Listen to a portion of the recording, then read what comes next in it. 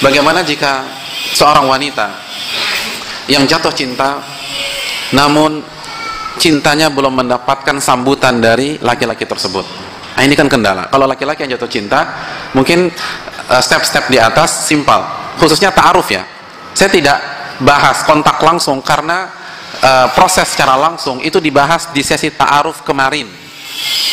Jadi pembahasan kali ini membahas apa yang tidak dibahas pada pertemuan yang sebelumnya, karena ini wedding series. Kita masih punya 3 pertemuan lagi, maka ini berseri. Jadi terus kapan ketemunya, kapan pendekatannya, itu pembahasannya di ta'aruf dan sudah kita bahas. Nah, hadirin yang dirahmati oleh Allah Subhanahu wa taala, yang tersisa adalah bagaimana jika wanitanya jatuh cinta. Ada seorang akhwat, seorang wanita, dia mengagumi sosok laki-laki di lingkungan kerjanya, atau di kampusnya, atau di lingkungan dakwahnya, atau di tempat lain, tetapi tidak dapat respon positif dan feedback dari laki-laki tersebut, padahal dia sudah kasih sinyal. Dia berharap laki-laki itu yang jemput bola, tapi tidak ada tanggapan. Laki-lakinya sibuk dengan dunianya, sibuk dengan urusannya, dan tidak ada tanda-tanda melangkah kepada dirinya. Apa yang harus dia lakukan? Hadirin yang dirahmati oleh Allah Subhanahu wa taala, tidak ada yang lebih baik dalam masalah ini kecuali kisah menikahnya Nabi SAW dan Khadijah. Itu yang terbaik. Oleh karena itu ulama mengatakan caranya adalah dengan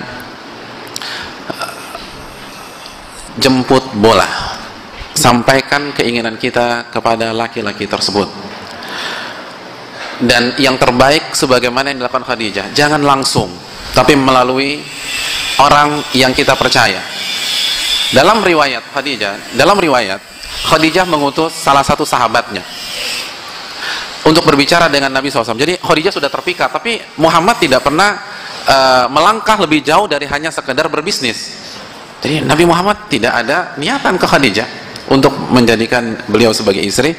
Maka Khadijah mengutus salah satu sahabatnya untuk berbicara dengan Nabi SAW, menyampaikan keinginannya.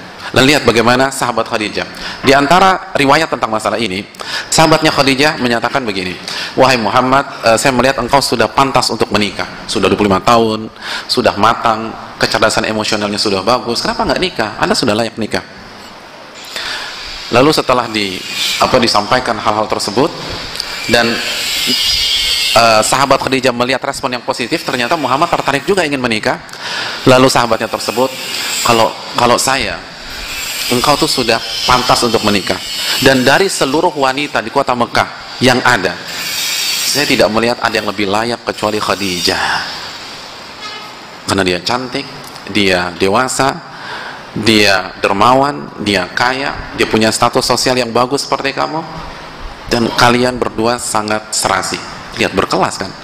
Gak mengatakan Khadijah naksir loh sama ente, enggak, ini mah jatuh kan begitu, enggak bilang begitu. Saya melihat yang pantas mendampingimu adalah Khadijah. Dia kaya, dia cantik, dia baik, dia berakhlak mulia. Terus Nabi merespon, bagaimana mungkin aku menikah dengan Khadijah? Saya nggak punya mahar. Itu biar saya yang atur, kata beliau. Masya Allah, biar saya yang atur. Jadi lihat, berkelas. Lalu setelah itu baru Khadijah yang bicara langsung ke Rasulullah Sallallahu Alaihi Wasallam. Ini menunjukkan bahwa melangkah langsung ke laki-laki bukan tindakan tercela, bukan tindakan yang menjatuhkan harkat martabat seorang wanita, bukan tindakan menghina reputasi wanita. Justru ini adalah kecerdasan seorang wanita. Kenapa demikian? Karena bisa jadi ini pintu gerbang itu bisa terbuka dengan cara kita maju. Karena bisa jadi, hadirin sekalian, laki-laki itu tertarik dengan kita, tapi dia nggak kepikiran nikah sekarang. Atau bahkan sebaliknya, dia sudah hopeless atau dia pesimis, kayaknya nggak mungkin ya saya dapetin si wanita tersebut. Padahal si wanita menunggu langkah-langkah konkret dari dia. Atau laki-laki itu ingin study, ingin belajar dulu, ingin kerja, dan belum kepikiran untuk menikah pada waktu dekat. Tapi kalau ada penawaran menarik, kenapa enggak, kan begitu ya? Sama seperti antum pergi ke mall gitu, antum niatnya nggak beli apa-apa, tiba-tiba ada tas diskon 80%. Yang awalnya nggak jadi beli, kan jadi ingin beli, ya apa tidak? Awalnya kita nggak niat nikah tahun ini, tapi ada wanita cantik, hafalnya 30 juz, hafal Sahih Bukhari, Masya Allah, keturunan ningrat, orang kaya, anak tunggal, ayahnya umur 90 tahun, sudah pasang ring. Ini kayaknya warisannya akan jatuh ke dia. Dan yang terpenting mau sama kita, kan begitu. Kalau nggak mau kan percuma. Mau sama kita, dan dia mau tahun ini juga menikah. Orang kan akan berpikir ulang. Yang awalnya nggak mau nikah, yang ingin awalnya mau study, jadi oh kalau begitu saya nikah aja dulu. Kan begitu logika sederhananya. Jadi jangan sia-siakan kesempatan di depan mata. Apalagi laki-laki yang soleh ini jarang dan langka sekali. Jadi kalau kita melihat ada laki-laki soleh, tidak ada salahnya kita maju duluan. Tapi dengan elegan, dengan terhormat, dengan berkelas, jangan dengan cara kampungan. Lihat bagaimana Khadijah mengatur komunikasi dengan Nabi SAW. Dan tapi kalau ditolak gimana Ustaz? Kalau dia ketawain saya gimana? Justru inilah salah satu cara menguji seperti apa kesolehan dia. Kalau dia laki-laki yang soleh, dia berakhlak mulia, dan dia ngerti agama, dia tidak akan melecehkan kita. Kalaupun dia tolak, dia akan tolak secara terhormat atau elegan. Kalau dia ketawain kita, ini adalah sinyal dan tanda dari Allah, dia bukan orang yang terbaik. Karena dia nggak ngerti agama. Kalau dia ngerti agama, hanya secara teori saja. Buktinya dia tidak menghargai seorang wanita yang sedang mengamalkan sunnah Nabi SAW. Seorang wanita yang sedang mengamalkan sunnahnya Khadijah radhiyallahu ta'ala anha. Wanita terbaik adalah Khadijah, kata Nabi. Dan ini sunnahnya. Oleh karena itu, ini kesempatan. Jadi, kalau menurut saya itu nggak ada resiko.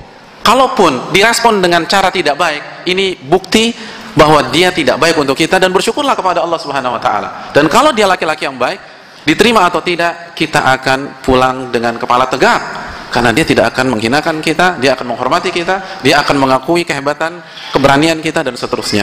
Dan saya rasa pembicaraan tentang masalah ini itu tidak setabu 10 tahun yang lalu, kan begitu ya? Karena wanita-wanita sekarang, luar biasa keberaniannya, agresivitasnya, dan seterusnya. Betul banyak cewek nembak cowok sekarang. Jadi kalau yang maksiat saja, banyak wanita yang nekat, kenapa yang sunnah ini nggak berani? Ya tidak, banyak pacaran cewek nembak cowok, cewek yang kasih coklat, cewek yang kasih bunga, cewek yang telepon-teleponin, kasih pendekatan yang sangat agresif. Itu maksiat, itu zina. Artinya zina tangan, zina pikiran, dan seterusnya. Kalau mereka bisa untuk hal-hal yang zina tersebut, kenapa orang yang ingin mengikuti sunnah wanita terbaik Khadijah sebagaimana penuturan Nabi SAW itu kita ragukan atau kita rendahkan? Maka cara yang terbaik adalah maju, jemput bola, dan jangan lupa bertakwa kepada Allah para akhwat, bertakwa kepada Allah wahai para muslimat, rekan-rekan sekalian, bertakwa kepada Allah. Saya banyak sekali mengetahui betapa banyak wanita-wanita yang tidak pernah ketemu laki-laki. Mereka ada di pondok hafid, menghafal Al-Quranul Karim, tiba-tiba ada laki-laki datang melamar dia tanpa dia ketahui sama sekali. Bayangkan, dia nggak ngapa-ngapain. Yang dia lakukan hanya bermunajat kepada Allah. Yang ia lakukan memperbaiki hubungan dengan Allah. Yang ia lakukan menghafal firman-firman Allah.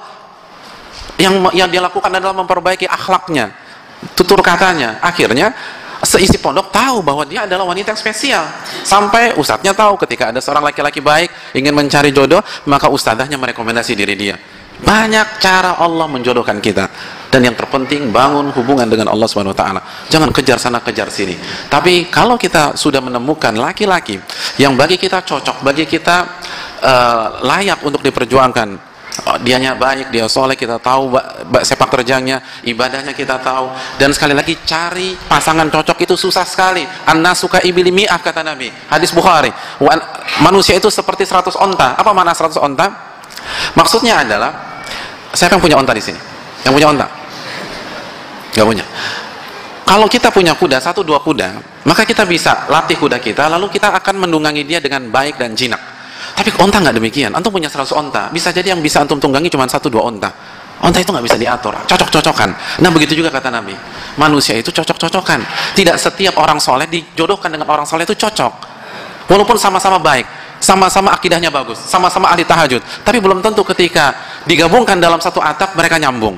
Maka sekali lagi, khususnya bagi para wanita, jika kita mendapatkan seseorang yang kita yakini dia akan menjadi pemimpin kehidupan kita, yang kita yakini dia bisa menuntun kita, dia adalah profil laki-laki yang paling tepat untuk kita, tapi ternyata dia belum melangkah kepada kita, tidak ada masalah, kita jemput bola terlebih dahulu. Dan ini sunnah Khadijah radhiyallahu taala anha. Saya rasa cukup sampai di sini. Kita buka sesi tanya jawab. Wassallallahu alaihi wasallam ala nabiyina Muhammad wa ala alihi washabbihi